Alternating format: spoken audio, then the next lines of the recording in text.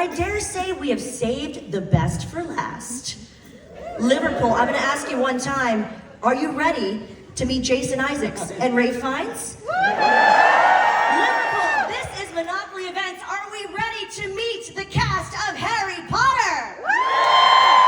Please welcome to the stage, first of all, Jason Isaacs.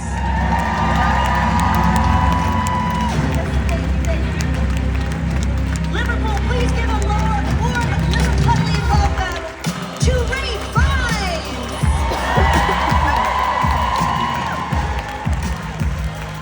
Let's hear it for Liverpool.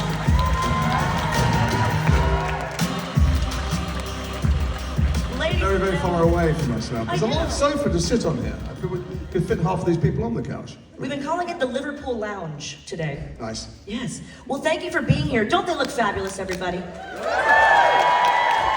We haven't aged today since 25 years ago when we made these films. Well, first question for you, what is it like to be reunited here in Liverpool together? When's the last time you saw each other? A long time. Well, we saw each other last night in the hotel.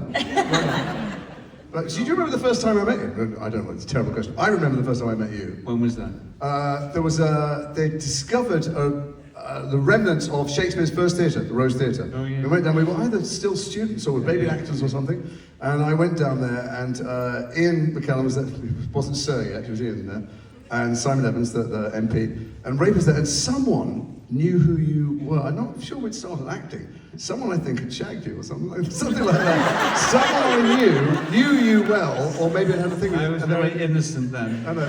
Ray was there, and I said, I was acting.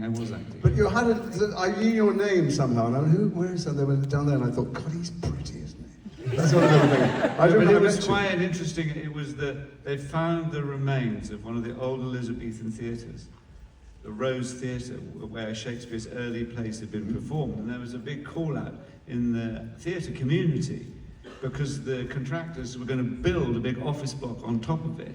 So there was a big movement to save it, which we did. And we did. We protested and we stopped there until they decided they weren't going to do it, and they built around it or something.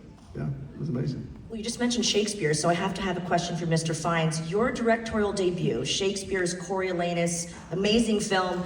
Yes, of course. Can you tell us what it was like to step behind the camera in that way? Yeah, it was scary, of course, but I actually had a conversation with Mel Gibson, of all people, who offered to. Sorry, you just dropped a name. Yeah, I dropped it. I'm not ashamed of dropping it. He was very sweet. He is? He's, as you know, a great actor-director, and he said, the thing is, you'll be nervous because it will be your first time behind the camera, and I don't know if you've seen the film, there's a battle sequence in it, and that was the very first few days of filming, was this huge battle sequence, which is difficult and complicated. But he did say, you will know more than you think you know, because you've been on film sets, and that's true. I tell you what was the big learning curve was editing. Right. Was seeing all the footage and having to decide with an editor what to use. That was the big eye-opener. I worked with Mel, who's always trying to encourage me to direct when we did The Patriot, and he said to me, the thing that he found out with me, so the thing I found out is acting's really easy. I'd be setting these things, doing all the complicated stuff, and they'd go, Mel, you're in the scene. They'd go, oh shit, sorry. And they'd get in front of the camera, and when he used to agonize about scenes, he went, I didn't even think about it, and I realized I could do it just as well without thinking about it. Huge fan of The Patriot. I just said this to him backstage. I've met you at a couple Comic-Cons and I've never had the chance to talk about The Patriot. But something I want to mention as well, Comic-Con has so many different genres, Harry Potter, Star Wars, but you've joined the Star Trek family. What has it been like to be part of that universe? Well, oh, hello, you're all right. So I'm from Liverpool. I grew up in Liverpool, in Chilwell. And we're four boys in the house.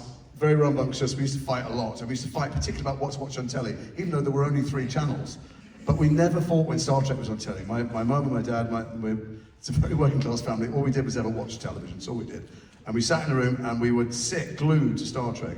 And I think I learned what it was to be a man from Captain Kirk, or mixed with Captain Kirk and Spock, and to then be in charge of my own spaceship, saying warp speed or energizer stuff, was ridiculously exciting. It was so fantastic. I was glad to only do 1 season. I wouldn't want to really be. It looks like they travel the galaxy. They don't. They stay in the same big green box all the time in Toronto. But it was a magical time. Man. It was wonderful. incredible series. We love it so much. But we're all here for a common love of Harry Potter, of course.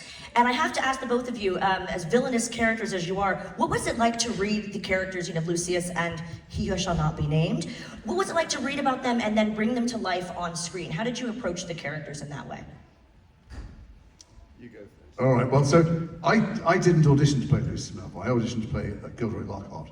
So, so I was very pissed off to be offered Lucius Malfoy. And I read for it, because he asked me when I was auditioning for Gilderoy Lockhart, Chris Columbus, who was a lovely man, said, would you mind reading a different part? And I thought, they want me to play 2 parts.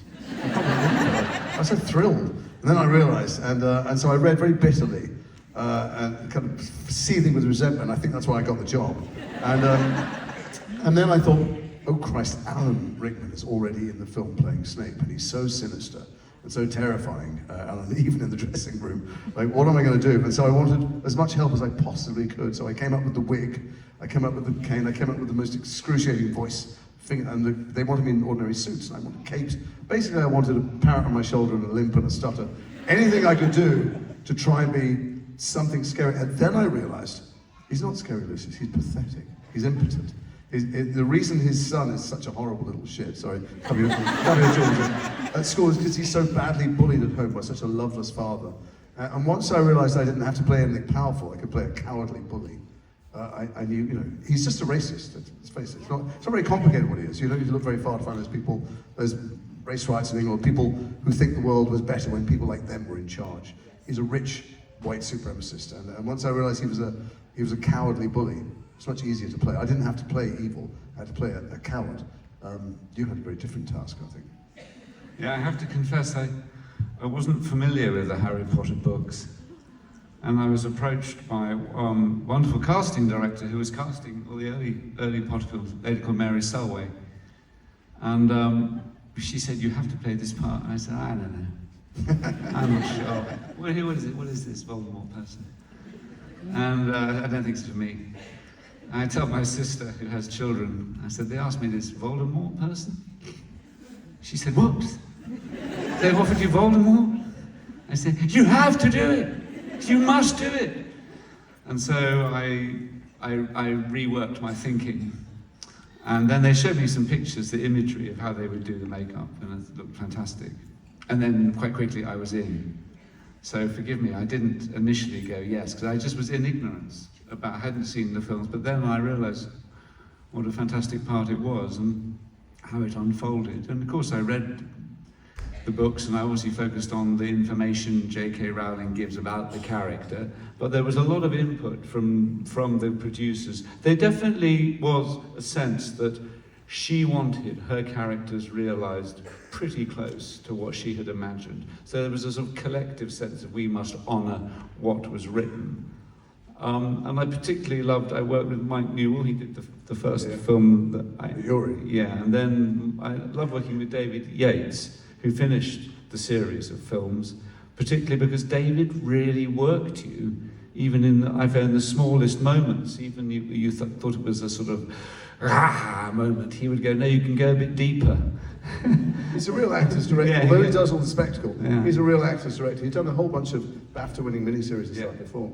He really focused, so I thought, and it was a wonderful, the producers really took care of the production. You really felt they cared.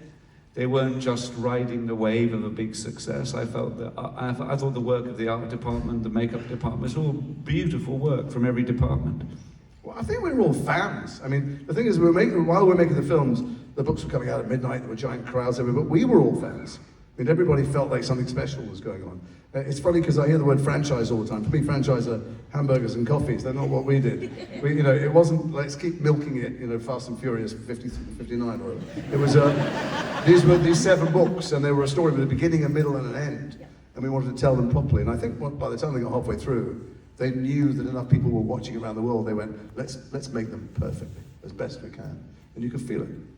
I mean, the cast is just incredible with so many British legends and iconic actors, but then you have the Well, youngsters. it's just us two here. That's what I'm talking about. But you've got the youngsters, one of which is actually here. Rupert Grint is here today. I'm sure you all got to meet Rupert.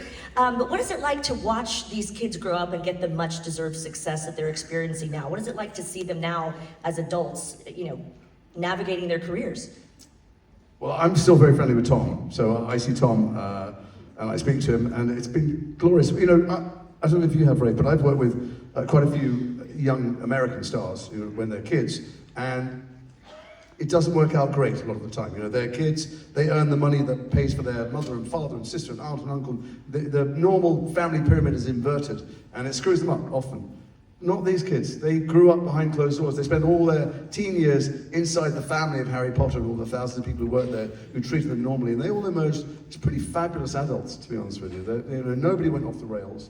They all had their kind of wild times, but behind closed doors. You didn't see them, we did. And they're pretty great. I've seen Emma. Emma does remarkable advocacy with her platform. Dan does continually interesting work, and Tom, I don't know if any of you have ever heard of TikTok, but Tom basically owns TikTok. He is like, there's a Draco talk and stuff. He's marshaled the forces of the internet to do some good and do his music, and I don't know, they're all pretty great compared to some of the American kids I know who've gone off the rails. Yeah. For sure. Well, I could fangirl all day long, and believe me, I really could, but let's do this as Monopoly Events intends. For the fans, by the fans, let's go to you now and make this an interactive Q&A. We have a microphone right over here on the right, number 1. Hi there. Hi, my question is for the both of you. What's the most challenging scene you've had to film in Harry Potter or your career? Oh, or our career. Jeez. You want to go first? Well, I remember that my face-off with Alan Rickman was wonderfully challenging. I could feel Alan wanted a kind of actor's duel. But I loved him to bits as an actor and as a man. And it was challenging in the best way, is because I think we both wanted to get as much juice out of the scene and the energy between us. So it's lovely when you work with an actor and you both know you both have a lot of good stuff to share with each other and to, in the best sense, challenge each other if you are indeed oppositional in the scene, as we were. So I remember that scene, when you asked that question, that scene comes to mind as a kind of beautiful challenge.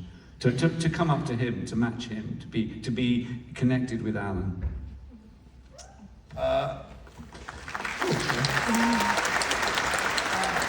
So I hated doing all my scenes with Rafe, because he scared the shit out of me, to be honest with you. And because Lucius was such, because Voldemort saw through Lucius right from the beginning. This is the first second we met in the graveyard.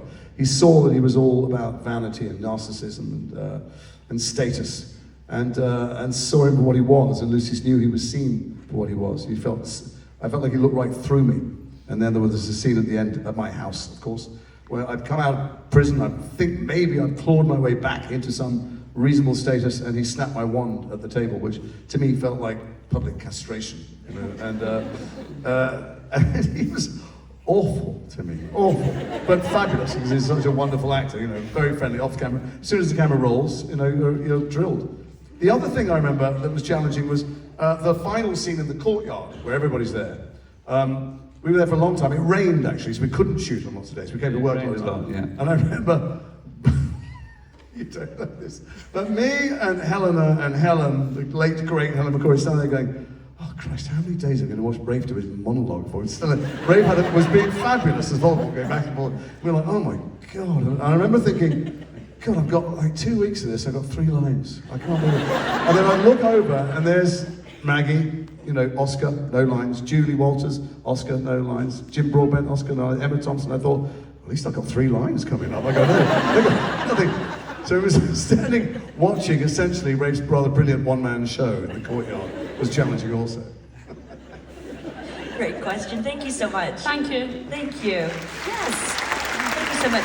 We've got a question over here. Microphone number 2 on the left. Hi, I'm Lily, and I've got a question for Rafe, and it's when you auditioned for Harry Potter, if you didn't get Voldemort, would you have liked to be anyone else? I didn't audition. I was offered the part.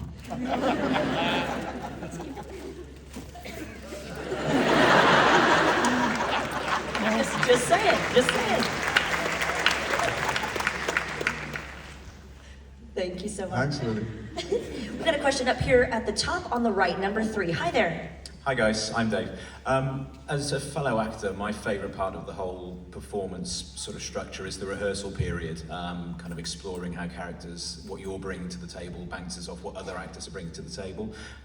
What's your favourite part of being an actor or the performance process?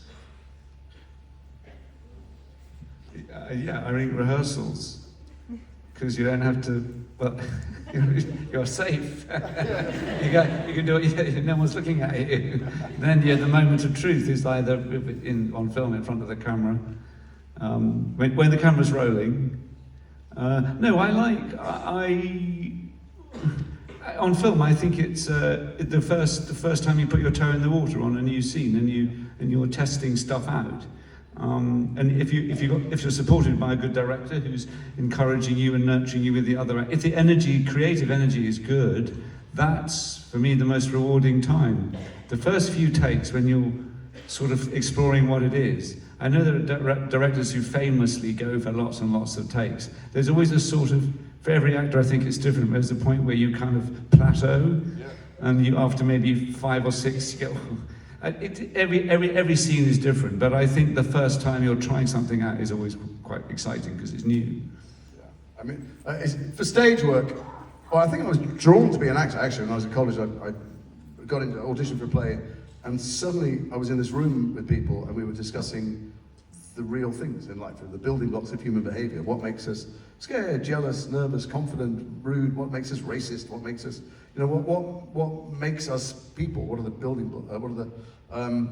What are all the inner forces? What's the 9/10 of the iceberg? I love that in rehearsal. I don't like rehearsing for film because, like Rafe said, the first time you do something, if your cast's right and the script's right, you want something magical and spontaneous to happen in front of the camera. You don't want it to happen in rehearsal or in the trailer. You want it to happen and continue to happen if possible. But one of my favorite bits of filming, not when it comes to playing wizards, is that you get access to shadow people. So I've shadowed politicians, priests, heart surgeons, drug dealers, all kinds of strange criminal or establishment figures and army people. And they tell you things they wouldn't tell their closest friends or family because you're acting, you're not playing them necessarily, and they've always wanted to tell you. It's like you're their therapist. And I loved doing ride-alongs with cops or spending time with prisoners and things like that. I find fascinating. It may not find its way onto the screen, but it's a privilege that most people don't get. Thank you very much. Thank you, great advice. Wishing you success in your acting career, sir. Yeah, good luck. We'll see you on set. We've got a question up here on the left, microphone number 4. Hi. So as you know, you're obviously Slytherin, but do you feel like you're a different house of Harry Potter? Oh no, I'm a Slytherin. So yeah. Well, I mean, I don't really see the point of the other houses. I mean, you've got to have someone to hate, so there's Gryffindor. But the yellow one and the blue one, which I refuse to name, they're just pointless. It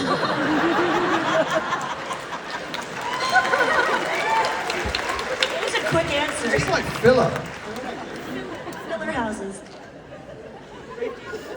You sticking with Slytherin, Ray? Of course, I'm sticking with Slytherin. Yeah. Great question, thank you. We'll go back to, oh no, it's a Gryffindor, right over here. Microphone number 1, tread carefully. Hi, I'm Josh, and my question is, if you could have a magical pet of any sort, what would it be? A magical pet of any sort. I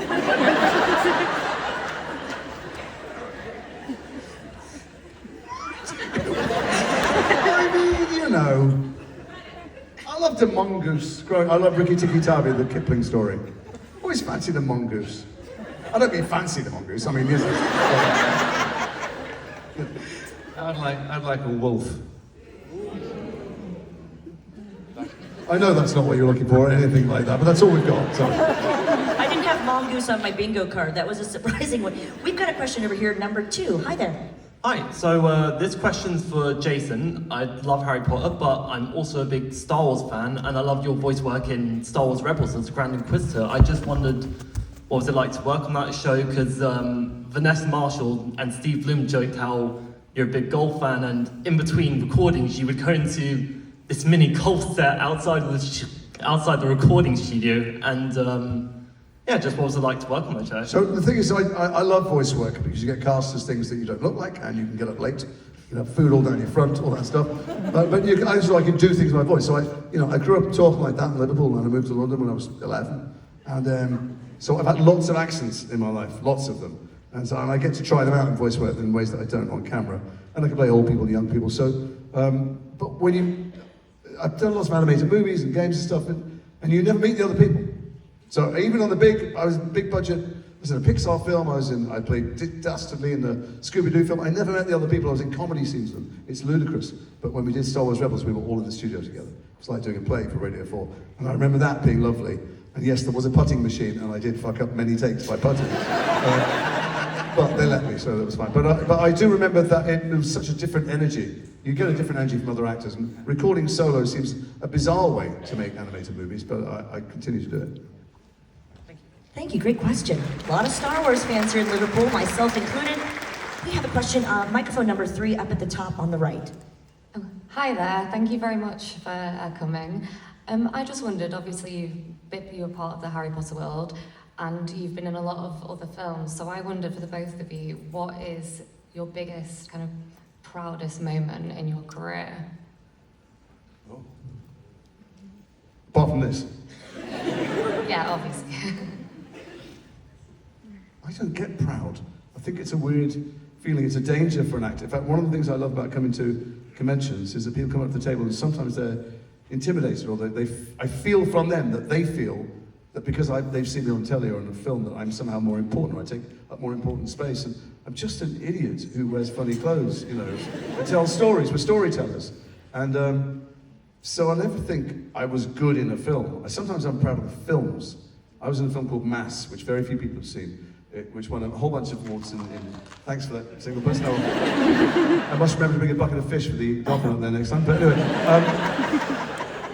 but it's a beautiful film about the power of forgiveness, and when you carry hatred in your heart, that it will only poison you. And so I'm proud of the stories I get to tell, but I never get proud of myself. I think that way madness lies, and you stop being good at your job.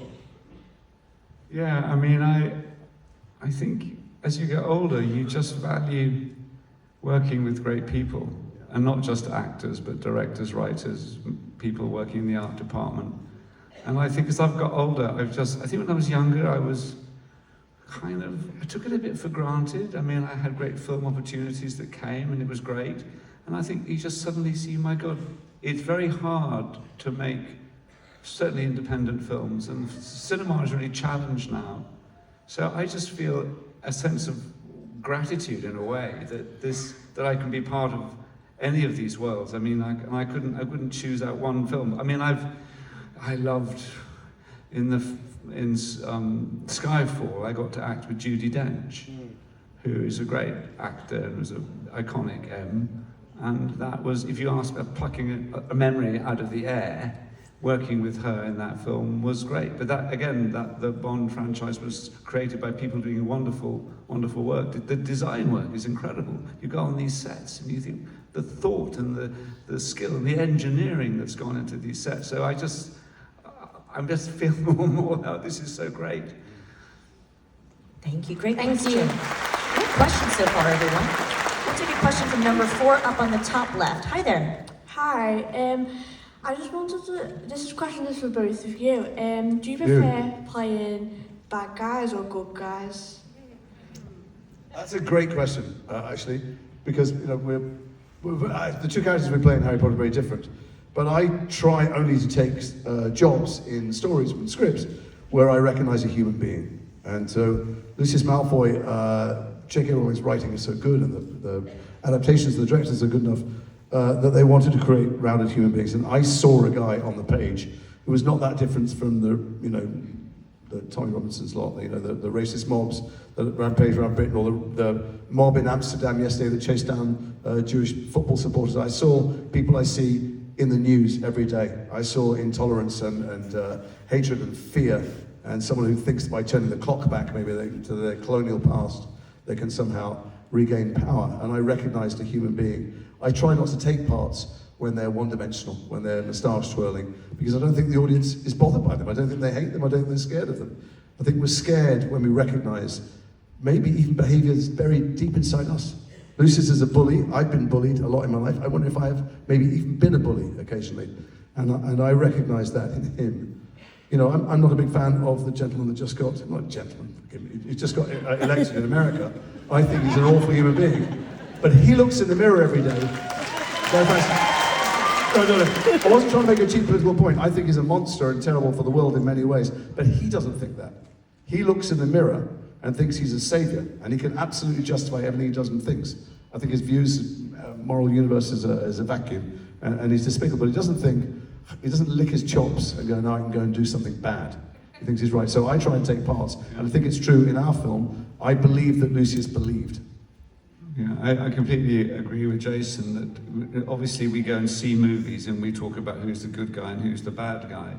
Well, if you are offered what is clearly on the first reading, the bad guy, once you're playing the part, you have to find the human being and in a way put the label away, because he gets up for breakfast, he or she might love their partner, have children, and you have to go into what makes them do the thing they do and let the audience judge. And I remember specifically on Schindler's List, I thought, I've got to put the judgment of this guy to one side. He's a guy who gets up and he believes that what he's doing has a purpose. As disgusting and obscene as it was, that nation was filled with people at that time who believed it was right and good. And you have to go, weird as it may seem, into that headspace. And it's disturbing, but that's our job. We have to, and they are human beings, you know. They have physiological functions. They might be moved by a piece of music. They might get emotional. But they've also been convinced by some of the stuff we see now on social media that certain sections of society are not like them. They're not human. They're not deserving of human rights. They are subhuman. Once you think people are subhuman, you can do anything to them. And that's, the reason to tell these stories, the reason for Schindler's List being important to remember the Holocaust is not as a memorial thing, it's to go, what are the signs today that people are talking like that? Who are the people we've begun to think of like that, or we're being told to think of like that? And those are the kind of parts we look for. Thank you. So well said. Great question. Thank you. We'll go to microphone number 1 here on the right. Hello.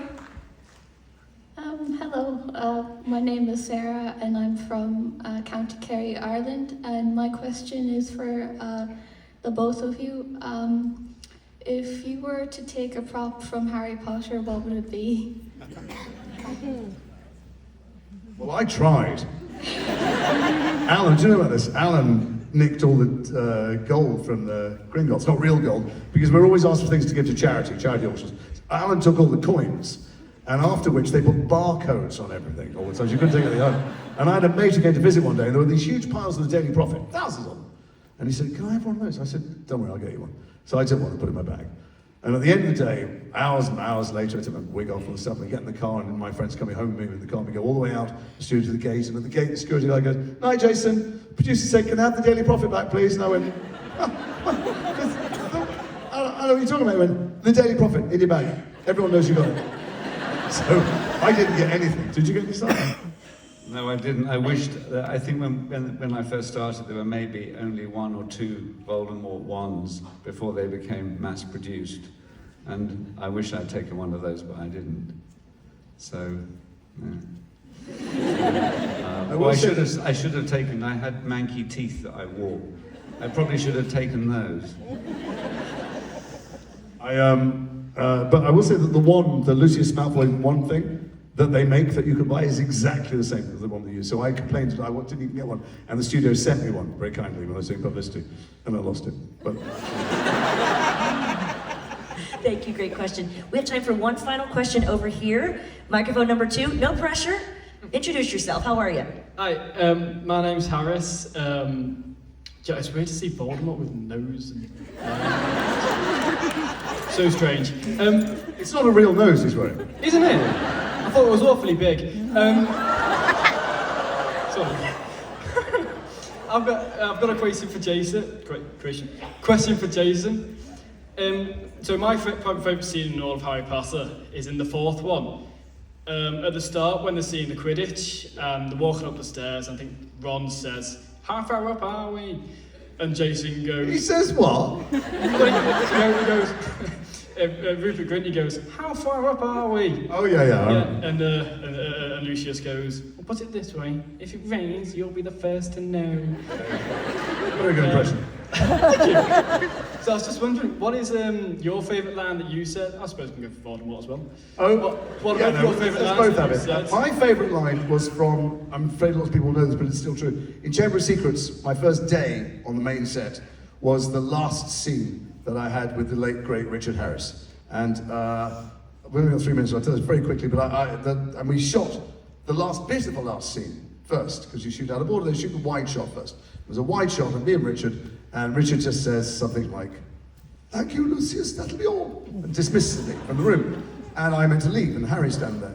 And I said to Chris Columbus, I don't think he'd leave without, he's a very proud man, he's not going to be dismissed. I feel he should say something. Chris goes, "All right, well, say something." I go, "Well, like what?" He goes, "I don't know. It's your idea, you say something." Shit, okay, so we went again, we shot again, and I turned to Harry.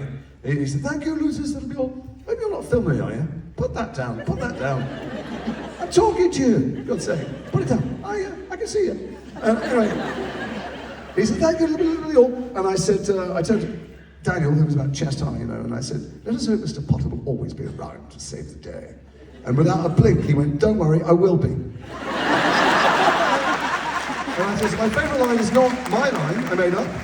I just thought, Christ, he's good, isn't he? I was trying to get the last line. My favourite line is that Dan, at 12, was right on it and came out with a line. It's his line.